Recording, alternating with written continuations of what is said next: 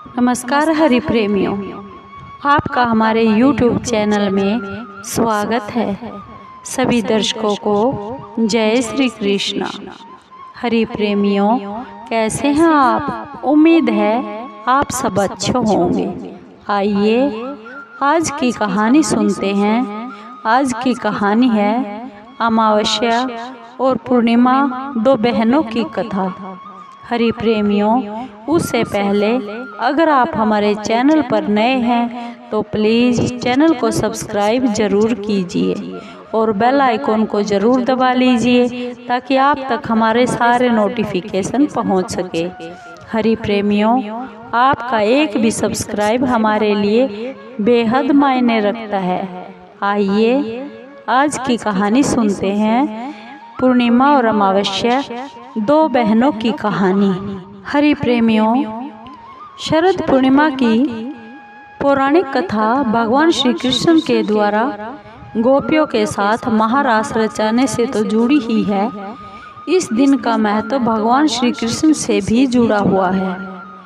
इस दिन भगवान श्री कृष्ण ने पूर्णिमा की रात्रि में वृंदावन में राधा और गोपियों के साथ महारास रचाया था।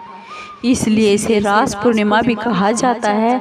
लेकिन इसके महत्व को एक दूसरी कहानी भी, कथा भी बताती है जो हमारे पुराणों में मिलती है, जो इस प्रकार है।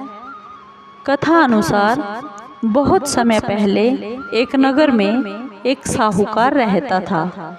उसकी दो पुत्रियां थी।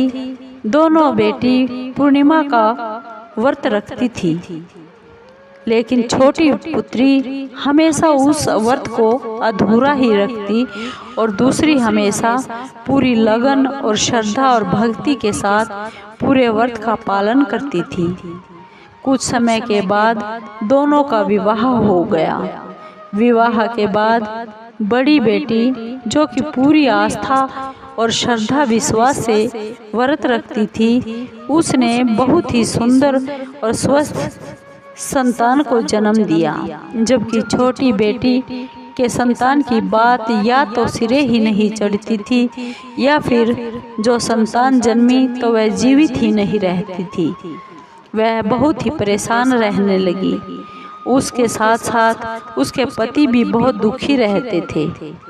उन्होंने ब्राह्मणों को बुलाकर उसकी कुंडली दिखाई और जानना चाहा कि आखिर उनके साथ ऐसा क्यों हो रहा है।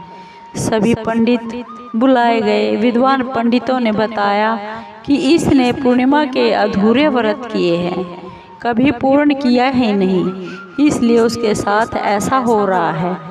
तब ब्राह्मणों ने उसे पूर्णिमा की व्रत की विधि बताई और अश्विन मास की पूर्णिमा का उपवास रखने का सुझाव भी दे दिया। इस बार उसने विधि पूर्वक व्रत रखा, लेकिन इस बार संतान के जन्म के बाद कुछ दिनों तक ही संतान जीवित रही। उसने अपने मरे हुए बच्चे को पीढ़े पर लिटा दिया और उस पर कपड़ा ढक दिया और अपनी बहन को बुला कर ले आई और बहन को लाकर बैठने के लिए उसने वही पीढ़ा अपनी बहन को दे दिया। जब बड़ी बहन ने उस पीढ़े पर बैठने ही वाली थी कि उसके कपड़े उस बच्चे को छू गए और बच्चे की रोने की आवाज़ आने लगी। उसकी बड़ी बहन को बहुत ही हैरानी हुई और बोली कि तू अपनी ही संतान को मारने का दोष मुझ पर लगाना चाहती थी। अगर इसे कुछ हो जाता तो?